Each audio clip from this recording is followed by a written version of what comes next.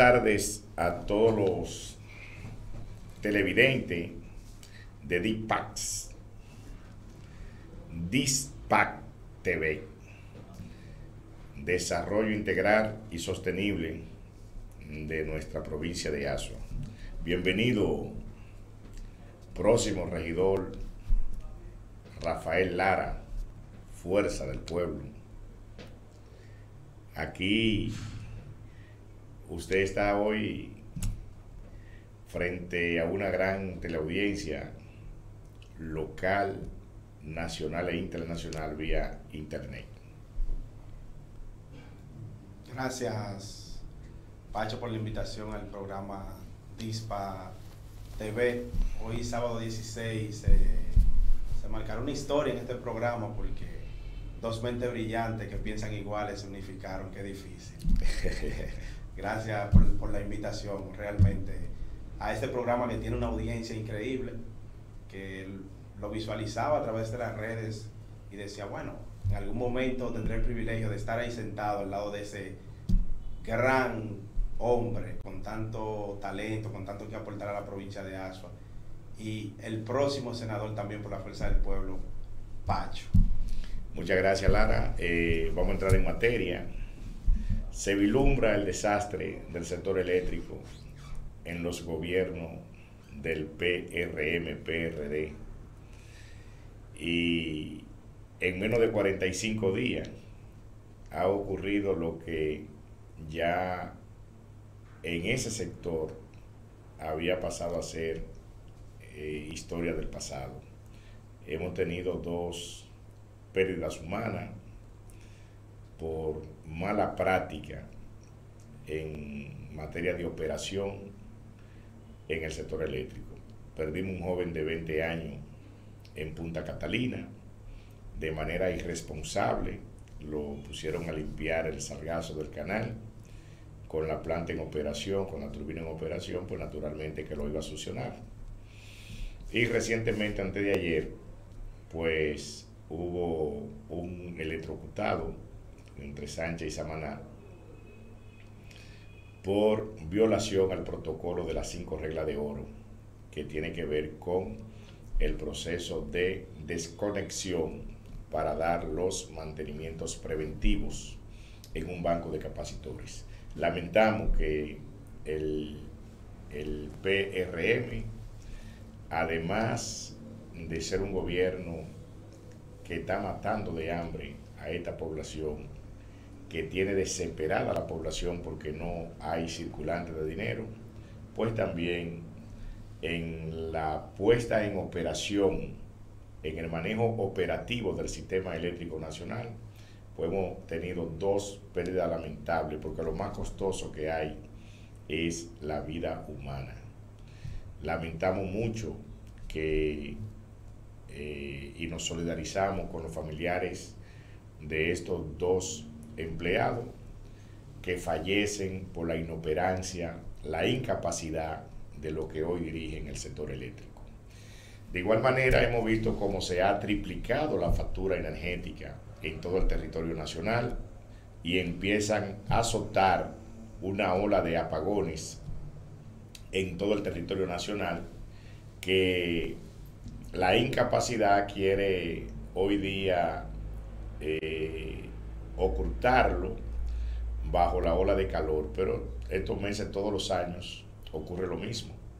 Para estos meses todos los años el calor aumenta, hay que tener en stock una sobregeneración por la demanda, y hay que preparar las líneas de transmisión para que puedan soportar la sobrecarga del consumo por el alto consumo. Se debe a que hay que aclimatizar el clima por el calor para poder estar en un ambiente confortable. Entonces eso aumenta la capacidad de consumo, y por lo tanto, si la línea de transmisión y las subestaciones no están en condiciones óptimas, pues azota la ola de apagones que hoy día también están dándole en todo el territorio nacional. Así que, hermano Lara, es un gobierno que ha sacado cero en educación, es un gobierno que ha sacado cero en materias económicas, es un gobierno que lo único que sabe hacer bien es hacerlo mal.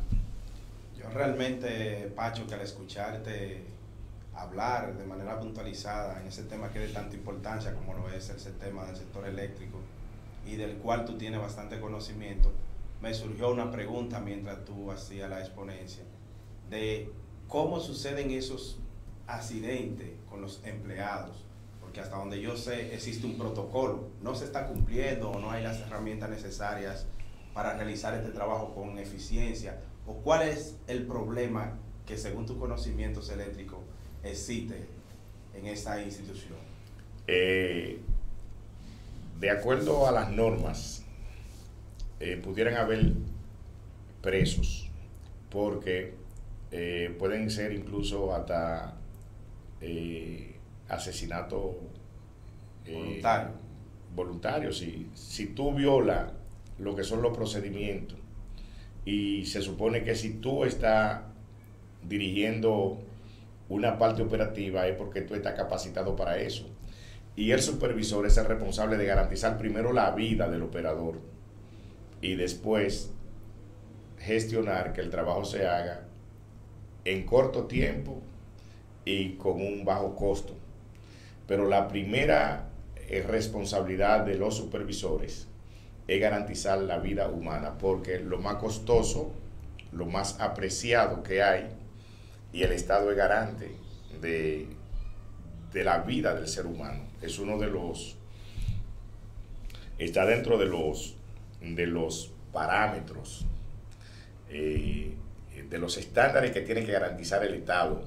Es un principio constitucional también. Exactamente. Entonces, cuando se viola un protocolo y por ende, por la violación de ese protocolo, hay pérdida humana, el ingeniero responsable puede ser incluso retirado, el CODIA, su colegiatura puede ser cancelada y puede recibir hasta cargos penales, dependiendo de cómo arroje la investigación, el proceso operativo de la operación en que esa persona perdió la vida. Son de las cosas que deben investigarse, porque no cabe en mente humana poner un buzo de 20 años de edad a sacar sargazo del canal de enfriamiento de la termoeléctrica Punta Catalina con la turbina en operación, porque es lógico que lo va a succionar. La turbina, con la misma presión con que jale el agua, con esa misma presión se va a llevar al buzo.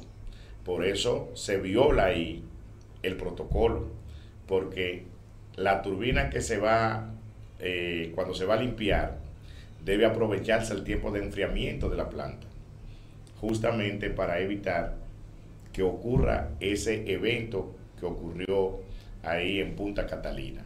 Lo que nosotros llamamos a las autoridades judiciales a que hagan la investigación del lugar, porque deben haber sanciones para quienes operaron mal el sistema, tanto ahí como en Granito Bojo, donde antes de ayer murió también un liniero en un banco de capacitores por violación al protocolo de operación de redes, que primero es abrir, el segundo es hacer prueba de que realmente la desconexión al sistema se realizó, el tercer paso es colocar los aterrizajes, el cuarto paso después de colocar los aterrizajes es el técnico vuelve y prueba, y el último es ya cuando él empieza a hacer el trabajo. De igual manera, cuando termina de realizar el trabajo que fue a hacer, En este caso, que era un banco de capacitor, los bancos de capacitores hay que darle un tiempo o producir un choque para que ellos se descarguen, porque como son capacitores, mantienen carga reactiva acumulada. Y posteriormente, entonces, cuando se termina el trabajo, se procede de la parte final hacia la última parte, retirando los aterrizajes y siguiendo cada uno de los pasos que dimos anteriormente. Eso, cuando se cae en ese tipo de violación, también tienen que haber sanciones para quienes la hayan cometido, porque es de la única manera que los que dirigen a los técnicos pueden cumplir con el rol que les pertenece, que es ser garante de su vida. Nosotros logramos resultados en la ejecución de un trabajo a través de ellos, pero nosotros somos los garantes de la vida de ese operador. Y la empresa, Pancho, es responsable de asegurarse que esos ingenieros o esos técnicos que ellos contratan estén totalmente calificados para ese tipo de trabajo, y no solamente que tengan el título, sino que también tengan algún tipo de experiencia, y si no la tienen, pues que sean supervisados por alguien que sí la tiene, porque según lo que tú has explicado, son varios pasos de manera consecutiva que hay que dar para llevar una labor de ese tipo, y al parecer se violentaron todas porque el resultado final fue traumante. Para muestra un botón. Es decir, tú te diriges a Edesur aquí en ASO, te das cuenta que se carma todo el mundo. O sea, hay empresas que los gobiernos que se respetan son delicados y los técnicos los respetan. O sea, aquí se entiende que el problema fundamental es que las personas que están ahora dirigiendo y operando no tienen la suficiente experiencia ni los conocimientos que se requieren para un trabajo de alta peligrosidad como es este. Yo lo invito a ellos a que busquen en las estadísticas del sector eléctrico qué tiempo hacía que en proceso operativo de trabajo no había un descenso, una muerte. Ellos pueden buscar los registros. O sea, eso es falta de capacidad, eso es falta de lo que es el PRM. O sea, cuando llega el gobierno entienden que hay que hacer un vaciado, quítate para yo ponerme. Y te digo que hay instituciones que hay que dirigirla preservando siempre la capacidad de los técnicos, preservando siempre el conocimiento de lo que están ahí y de lo que saben los procedimientos a dirigir. Lamentablemente Punta Catalina la está dirigiendo Celso Marrancini. Yo no sé ni siquiera qué profesión tiene Celso. Lo que sé es que tiene empresa de químico ahí en Jaina, que es un violador de la ley 125.01, porque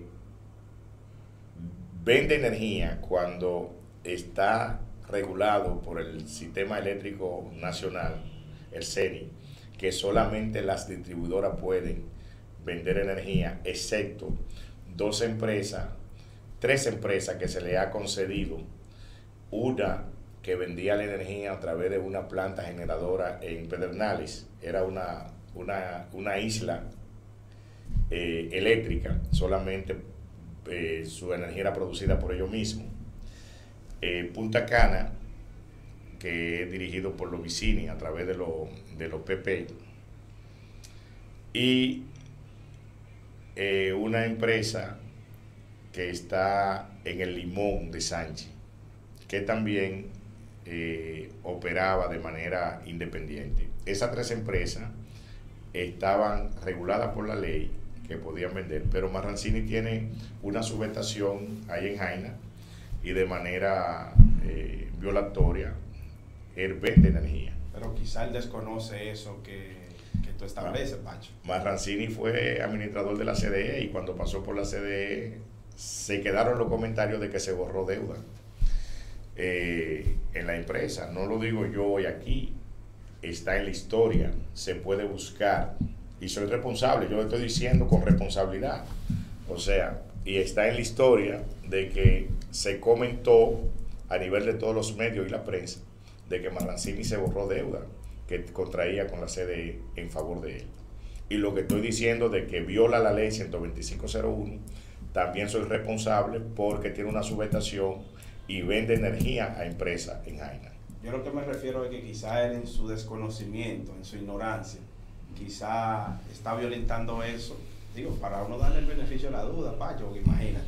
Pero nosotros sabemos que el sector eléctrico es un sector complejo y se necesitan personas con capacidades, por eso yo siempre te he enfatizado que si no hay alguien que supervisa a esa persona antes de hacerle esa designación. Bueno, entonces a quien tenemos que llamar ignorante es a quien lo nombró presidente del fideicomiso de Punta Catalina.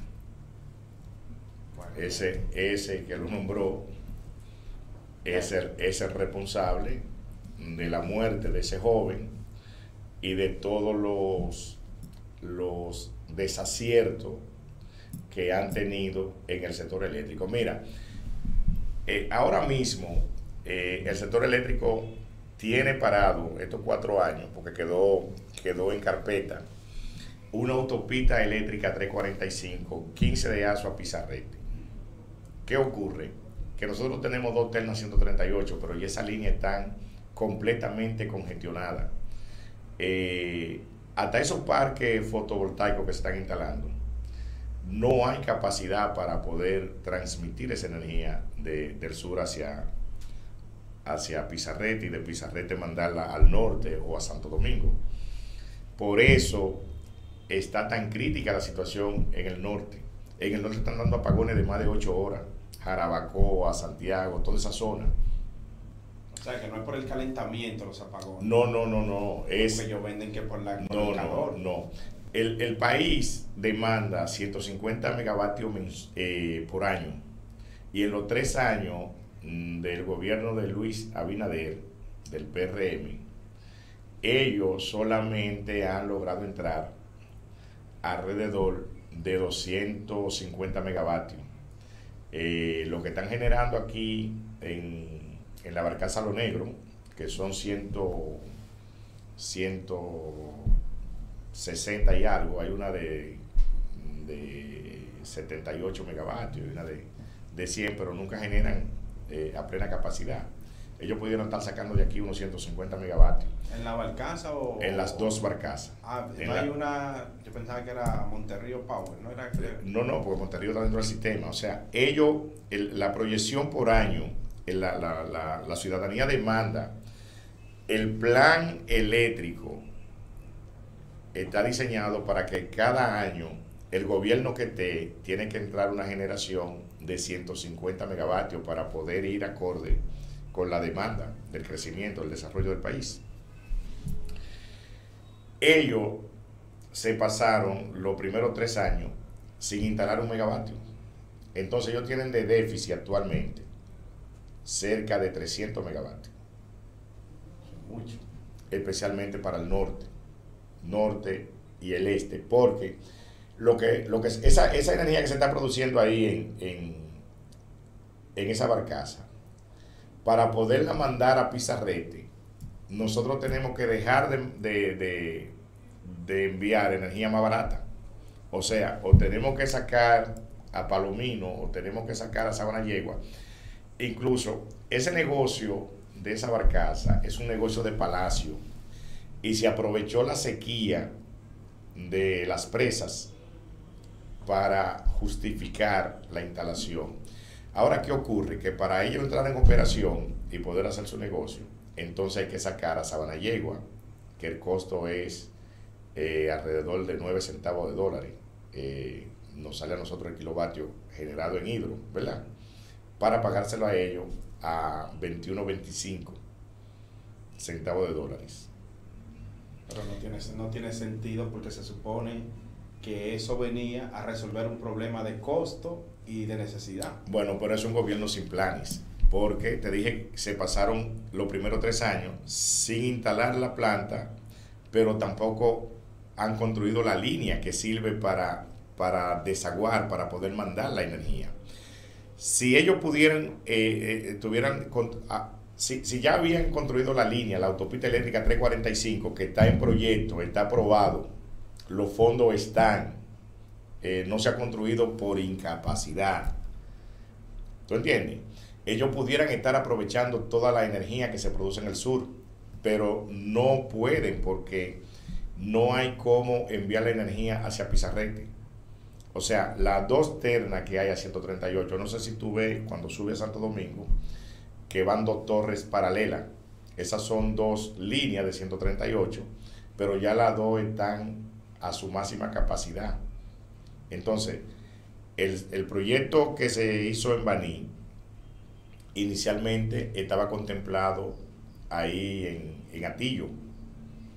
Y la idea era poder tener la 345 desde el 15 de Asua hasta Pizarrete, porque el sistema eléctrico es un anillo. O sea, lo que yo produzco en Guancho, allá en la energía eólica de Guancho, esa energía puede ser transportada a Santiago. ¿Tú entiendes? Incluso lo que se descontinuó cuando Monterrío Power estaba construyendo la 138, Monterrío Bonao. No sé si te acuerdas de eso, que llegaron incluso a hacer la fundación Sí, claro. y compraron muchos terrenos. Después descontinuaron esa línea.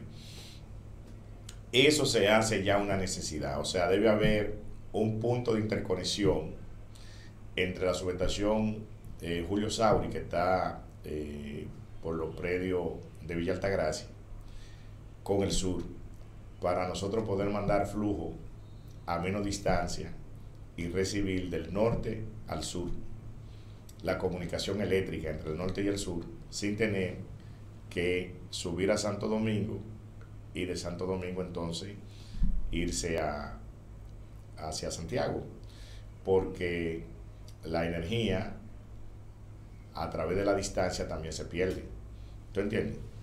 Perfección. Exactamente. Entonces hay que construir esas dos líneas, una que comunique al sur con el norte en 345, pero la que tiene mayor importancia en estos momentos, la que es una prioridad, es la autopista eléctrica 345, 15 de Asua a Pizarrete, porque ahora mismo, para aumentar 1 megavatio por encima de la capacidad de la línea, entonces hay que dejar de producirlo en una planta que nos sale más barata la producción de energía que en esa barcaza. Aquí en Asua, para que tú veas lo que significa esa barcaza, a todos los hogares de aquí de Asua, este mes le llegó la energía triplicada. Yo tenía facturación de 2.900 en la casa y me llegó de 9.900 pesos la factura de mi casa. Un aumento significativo, claro. Entonces, y he visto personas que pagaban 1.500 y tienen facturación sobre 5.000. Pero mi inquietud con ese sentido es, ¿hay alguien ahí que tiene esos conocimientos que usted tiene, Pacho? Porque para yo entender si es a propósito o si es que no tienen otra opción que hacen ese manejo. Bueno, yo no sé qué nivel de compromiso tenía Luis Abinadel con quien fue mi profesor. Nosotros como estudiantes lo conocemos como La Belleza, que es Antonio Almonte, el Moreno. Está en energía y mina. En energía y mina. Pero realmente Almonte luce feo lo que voy a decir, pero no tiene liderazgo para dirigir al sector. O sea, para dirigir al sector eléctrico hay que tener un liderazgo dentro del sector que te garantice armar un mejor muñeco. Entonces, las pérdidas en las EDES subieron de un 31% y un 29%, han subido a un 47% y a un 50% en EDESTE. Cuando tú tienes una empresa que te está generando el 50% de pérdida, naturalmente, que eso no es negocio. Claro. Entonces, por ahí anda la situación del sector eléctrico en el gobierno del PRM. ¿Y quiénes son los que revierten eso? Bueno, ellos han querido bajar la pérdida a través de las facturaciones, subiéndole la facturación a los clientes. Incluso el defensor del pueblo recientemente ha estado demandando a la distribuidora porque se determinó que habían unos sardos desde noviembre a marzo en favor de los municipios y se comprometieron a que lo iban a debitar y no hicieron nada. La pérdida hoy día, la incapacidad del sector eléctrico, la estamos pagando nosotros los usuarios, porque ellos lo que hacen es que van aumentando la tarifa eléctrica de manera abusiva, de manera atropellante. Y las pérdidas por malas conexiones, porque vemos algunos sectores que están conectados totalmente de manera irregular porque las EDES no tienen materiales, como ellos establecen a veces, no tienen el AAA, que no tienen los postes de luz, pero la gente con la necesidad de la energía eléctrica se conecta. ¿Cómo ellos recuperan ese dinero? Bueno, es que ahí tienen que haber programas especiales. Cuando yo inicié en el sector eléctrico, habían programas PMI, se llamaba Programa de Mejoramiento de Ingresos, y esos programas iban dirigidos, eran brigadas que se focalizaban en las personas que estaban conectadas de manera ilegal. Si tú te das cuenta aquí, las EDES solamente persiguen al que paga. Si tu facturación dice que tu fecha límite es hoy 16, ya mañana, si tú no pagaste, mañana a las 8 de la mañana tu servicio está suspendido. Entonces, a quien castigan es a quien le paga. Ellos no van detrás del que no paga. Y se supone que el negocio es hacer cliente o convertir en cliente al usuario, no castigar al cliente. No sé si me entiendo, ¿verdad? Sí, claro. Entonces, el que es usuario de ellos no lo molestan, y el usuario es el que genera la pérdida. Entonces, ellos lo que hacen es castigar y molestar al que cliente, y han desatendido a los usuarios, y cada vez entonces lo que hay es más usuarios. Y una empresa que su activo sean los clientes, y cuando alguien vaya a contratarse, porque también son responsables de eso. Si cuando tú vas a buscar un servicio, la empresa te dice que legalmente ellos están comprometidos a darte ese servicio entre 72 horas. Desde el momento en que tú te apersonaste a la oficina, ellos tienen 72 horas para conectarte a tu servicio. Pero entonces resulta que por falta de materiales, ellos duran 3 meses sin irte a conectar. Y resulta que en el barrio hay un muchacho que te resuelve ese problema por 1,000 pesos, 500 pesos. O sea, sí, pero te piden también un contrato, te piden un título de propiedad de la casa, que hay veces que se la ponen difícil a los usuarios. Pero es lo que te estoy diciendo, o sea, ellos en vez de tener política de acercamiento para convertir en cliente a los usuarios, lo que tienen son políticas de distanciamiento. O sea, en vez de ser inclusivo la empresa en la parte de servicio al cliente, en vez de ser inclusivo, ellos lo que son es excluyentes. Entonces, ponen a la gente a que se convierta en usuario, no en cliente.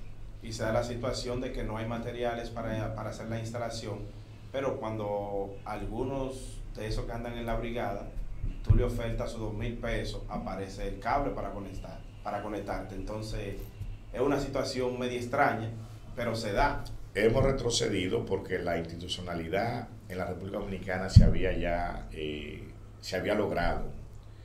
Y da pena, yo que tengo un negocio cerca del pasaporte, da pena ver cómo la gente está dando lástima ahí todos los días, porque no hay libreta. O sea, solamente un gobierno sin planes, solamente un gobierno sin planificación, solamente un gobierno sin norte puede dejar terminar la materia prima. Lo que ocurrió con Punta Catalina, que dejó de producir energía barata porque ellos dejaron acabar el carbón, porque no tienen capacidad de prevenir, de ser provisorio, de ver más allá. Entonces resulta que el carbón que en ese momento costaban $60 la tonelada, hubo que comprarla hasta $300. Pero ¿por qué hablamos de dólares si se supone que carbón? Es carbón mineral, ese carbón mineral. Ok, es un carbón que no se produce aquí. Sí, ese carbón mineral normalmente se trae de Estados Unidos o de Ucrania. Ucrania es gran productor de carbón. Pero ¿por qué se abocaron a hacer una planta que su motor principal para el funcionamiento sea un carbón que no era de fácil acceso aquí en la República Dominicana? No, cuando se construyó la planta, el kilo estaba contemplado entre 7 y 9 pesos, centavos de dólares, porque el carbón siempre ha sido más barato que el furoil, que es lo que consume Monterrío Power y La Barcaza, o Bunker, ¿verdad? Carburante número 6, como tú, son tres sinónimos que te da lo mismo, Bunker, furoil o el número 6, ¿no? Entonces, es un residuo muy parecido a lo que echan en el asfalto, un poquito más refinado. Por eso la alta contaminación del medio ambiente, porque tú estás quemando, es como si tú quemaras una goma. Okay. Parecido al CO2. Exactamente, muy parecido. Es la parte menos rústica que el... Como el gasoil y la gasolina. Exactamente. Pero ya tú sabes, la alta carga de monóxido que tiene al quemarse. ¿Dónde estábamos? ¿Dónde íbamos? Porque con el asunto del combustible me desconecté un poco. Sí, de la planta que dejaron acabar el carbón. No tenían planes. Perfecto. Entonces, ahí, con el asunto de la guerra de Ucrania y Siria y Rusia, entonces hubo un aumento, se disparó el carbón, que llegó a costar hasta $300 la tonelada. Y todo eso fue en deprimento. Pero si el presidente no logra él mismo hacer una intervención y conversar con el presidente de Colombia para que de manera informal, sin licitación y sin nada, le suministrara carbón, incluso tuvieron que tomar carbón prestado del parque Jejaina de Itabo. Convierten en caos, generan problemas donde no hay. Es lo que quiero decirte, porque crean una situación por falta de planificación. Oye, una libreta, hermano, una libreta. En estos tiempos, hablar de una libreta y que hay que ver los escándalos. No sé si viste a Alicia Ortega, un escándalo con el asunto de la licitación para esa libreta. O sea, es impresionante. Y ya es como si dieran paso de nuevo al asunto de los bucones en todas las instituciones públicas, ¿no? Creo que el país tiene que hacer un alto con este desgobierno, porque no podemos seguir retrocediendo. Nosotros necesitamos seguir avanzando, seguir acercándonos al nuevo milenio, ¿no? No podemos retroceder al 20, estamos en el siglo XXI y lo que tenemos que hacer es marchar hacia adelante.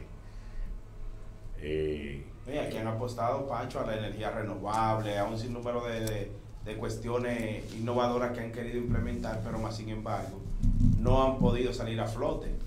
Y cuando te escucho a ti hacer esos planteamientos, entiendo que es como si fuese a propósito, pero también tú vuelves y me aclaras que no es que sea a propósito, es que no tienen una organización, que no tienen una buena gerencia, no saben lo que tienen en las manos, al parecer. Así es, o sea, es una incapacidad de ejecución de lo imprescindible, porque más que instalar las dos barcazas, lo imprescindible en estos momentos es la autopista eléctrica, porque si tú no tienes carretera ¿qué tú haces con comprar Mercedes? ¿Por dónde va a transitar? ¿Tú entiendes? Imposible. Entonces, la autopista eléctrica, la 345, 15 de Aso a Pizarrete, es lo que es 1A en estos momentos. Yo pienso que a partir de este programa, probablemente mañana o pasado, nosotros podamos empezar a ver que Martín Robles empiece a ir dando los pasos de construcción con los derechos de paz y que empiecen a hacer las fundaciones de esta línea, porque van a tener muchas dificultades con el sistema eléctrico si no acoplan la energía del sur para poder abastecerse en la parte de Santo Domingo Este y la parte norte, que hoy día lo que está viviendo Santiago en términos de apagones, eso es lo que le llaman la cabosa. La cabosa. Sí, no. En ese sentido, Pacho, disculpa mi desconocimiento, ¿por qué la energía eléctrica que se produce en el sur es trasladada hacia otro punto? Y la de aquí, o sea, es que tanta la que se produce. Es un anillo, sí, nosotros producimos más energía que la que nosotros consumimos. Entonces, todo ese excedente, el sistema lo lleva a donde más lo necesita. Nosotros todavía, esos parques eólicos que se están haciendo, van a tener dificultad si no se construye la 345, porque es que no hay capacidad para poder transportar la energía. Y les recomiendo a la Comisión Nacional de Energía, a la Superintendencia, que tome como ejemplo ese proyecto de Matafongo en Baní, que esos parques de generación fotovoltaica no lo entren a línea sin antes conectarlo en una subestación a un autotransformador, porque como ellos dependen del sol y el sol puede variar con una nube, cuando hay una caída brusca de megavatios, eso entra turbulencia al sistema con la frecuencia, y el autotransformador entonces puede funcionar como una máquina y generar reactivo y no permite que hayan fallas de salida de línea, apagones innecesarios, porque el autotransformador genera en ese momento y mantiene la frecuencia, se convierte en una máquina y crea su propio reactivo y no afecta al sistema eléctrico nacional. ¿Y cuál sería la necesidad, Pacho, entonces de crear otra autopista, como tú mencionas? ¿No pueden poner a circular esa energía eléctrica por los mismos cables que están? Es que están sobrecargados ya. Que tienen una capacidad sí, de soporte. Y ya están sobrecargados. O sea, la cantidad de energía que se produce acá en el sur ahora mismo. Mira, no pueden estar en línea Monterrío Power y la Barcaza. Y si están en línea las dos, entonces hay que sacar toda la generación de hidroeléctrica y probablemente sacar al parque Quilvio Cabrera la energía eólica de allá de Guancho. ¿Y qué tiempo toma más o menos hacer esta autopista?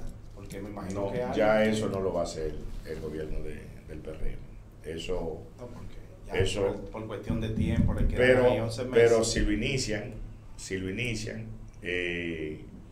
podríamos estar hablando de que en el 25 ya nosotros pudiéramos estar tener esa línea construida, porque eso lo menos que nos puede tomar son 18 meses, de 18 a 24 meses. Pero eso partiendo de la planificación, porque me imagino que deberá hacerse un plan, hay que diseñar. No, todo eso está listo.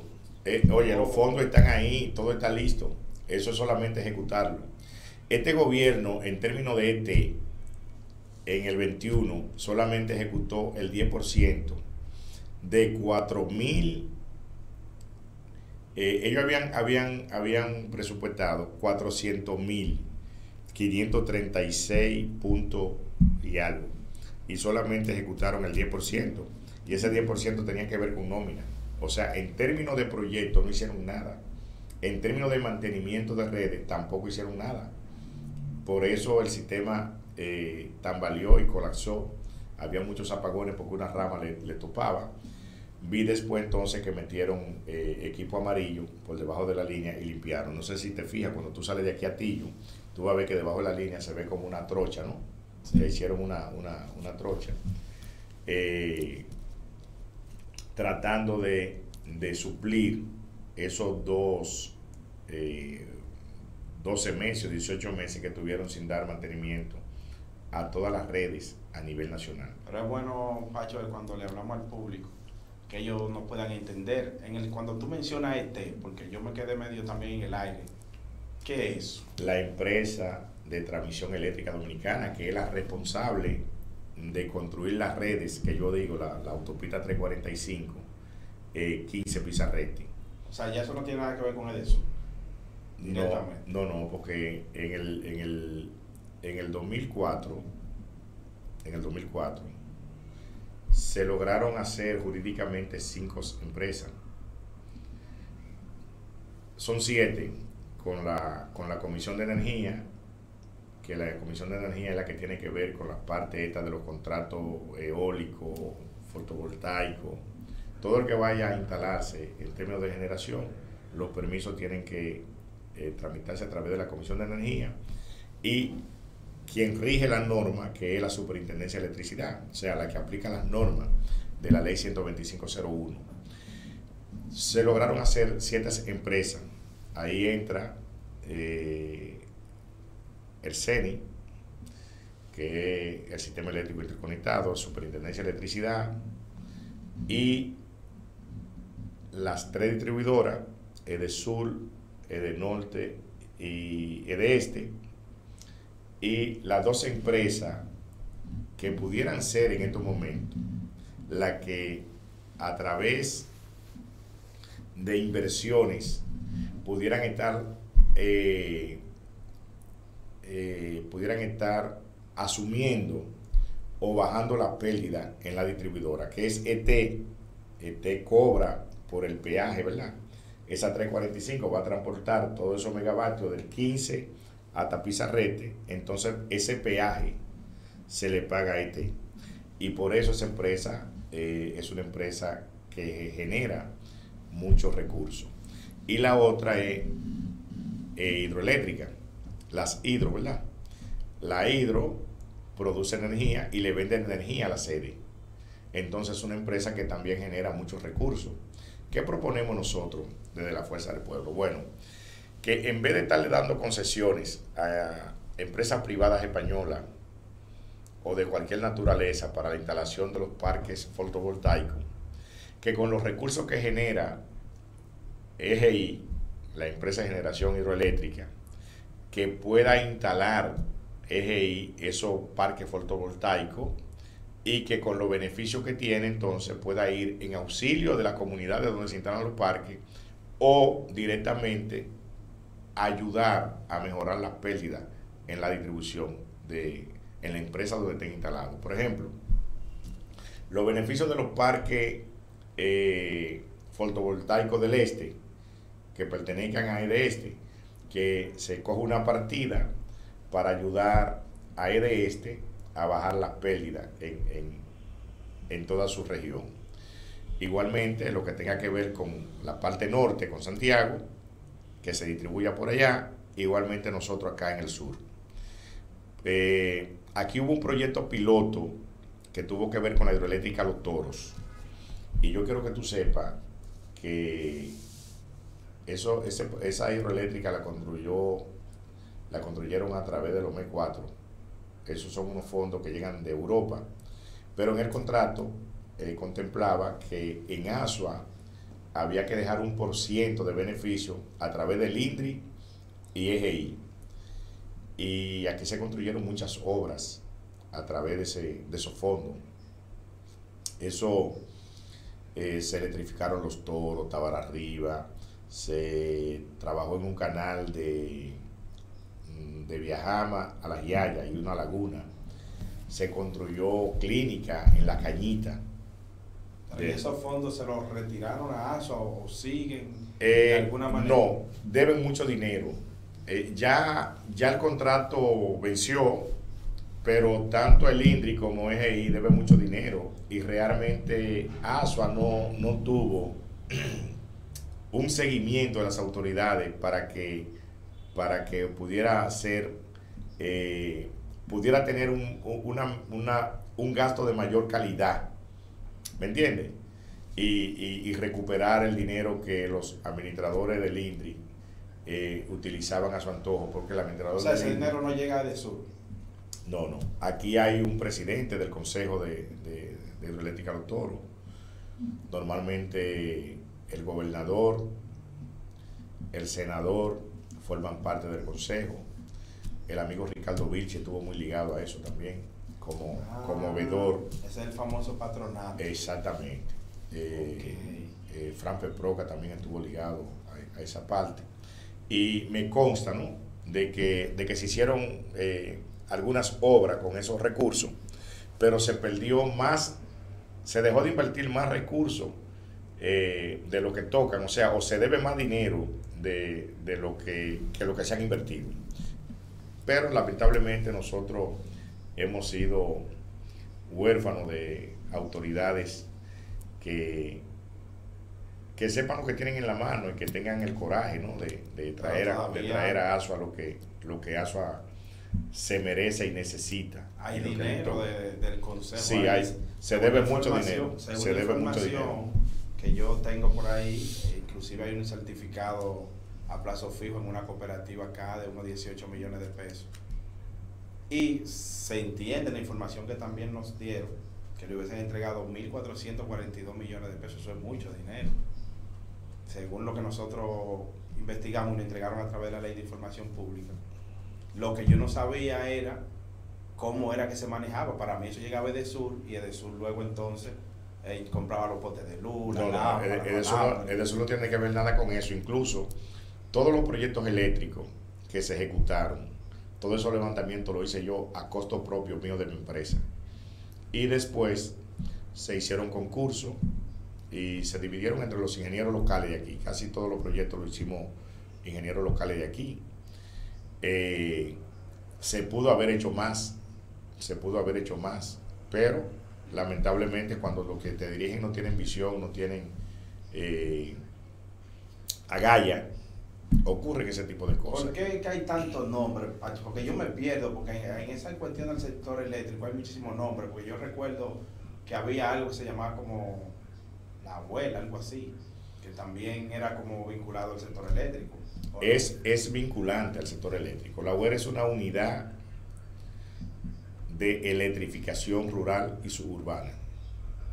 Por eso se llama así UER. Unidad de electrificación rural y suburbana. Y ahora mismo están funcionando, porque yo como que no siento. Eso a la llegada del PRM lo desintegró. Pero desde ahí se hacía también un buen trabajo. Pero yo quisiera creer que no es cierto todo eso que tú cuentas, porque han desintegrado varias instituciones que hacían un trabajo eficiente. Tú estableces que no están tomando los controles del lugar y por eso están dándose esas eventualidades como pérdida de vida humana mientras realizan sus funciones dentro de las instituciones. Pero yo creo que tiene un conocimiento bastante amplio y yo me imagino que, Pacho, tú deberías darle una asesoría, aunque sea gratuita, a esa gente entonces. Mira, la ley contemplaba que cuando se creara la energía, la Secretaría de Energía y Minas, lo que era la corporativa iba a desaparecer, ¿verdad? Hasta ahí está bien. Ahora, ya la desintegración de la UER, ya esos son inventos del PRM. No había por qué dejar o por qué eliminar esa unidad de construcción, porque le era de mucho beneficio al Estado Dominicano y esa unidad llegaba a los sectores más deprimidos. Lo que pasa es que como este es un gobierno de oligarquía, la oligarquía económica del país desde hace muchos años por primera vez vuelve a encontrarse con el Estado. Entonces todas esas ganancias que tuvimos como pueblo, de buenas a primeras la hemos ido perdiendo. Esa alianza pública-privada, eso en nada beneficia a un pobre. Ahí un pobre nunca va a llegar. Eso es una manera de querer dividirse el Estado entre el poder oligárquico del país. Y no solo que no va a llegar el pobre, sino que ni siquiera va a escuchar una conversación de ese tipo, porque no tendrá ese acceso. Exactamente. Creo que es una manera diferente de llamar lo que fue el proceso fracasado de capitalización que iniciara el gobierno del PLD en el 96-2000 a través de la aplicación del neoliberalismo, que ya hoy se pudo comprobar que fracasó en casi todos los países de Centroamérica y el Caribe, donde se habían tomado ciertos modelos. Nosotros nos afianzamos más de Chile y casi toda esa política la implementamos de Chile, pero realmente fue un fiasco. Ahora, con el proceso de los fideicomisos y con esa alianza pública-privada, es una manera más elegante de llamarle capitalización en siglo XXI. Sí, porque la capitalización no es mala siempre y cuando funcione, porque hay instituciones que están prácticamente cerradas y vienen inversiones internacionales y se le ceden y le producen un beneficio al Estado Dominicano sin que el Estado Dominicano tenga que hacer una inversión. Sería bueno, pero cuando te lo disfrazan de capitalización, más sin embargo, es un negocio prácticamente unilateral que se beneficia un solo. Así como que no funciona, como digo yo en un lenguaje llano. Pero entendemos que el gobierno del supuesto cambio tiene 3 años y algo cuadrado, Pacho, y no ha hecho un solo swing, solamente culpando las gestiones anteriores, y se suponía que ellos tenían un plan, que tenían un organigrama de las cosas que estaban mal y de las cosas que ellos entendían que podían cambiar, más sin embargo no han hecho absolutamente nada. El sector eléctrico, que es el que tú has tocado hoy aquí, está prácticamente huérfano. Colapsado. Colapsado y para ayudarte, cuando abanican lo que dan en FAO. Vámonos a una pausa comercial.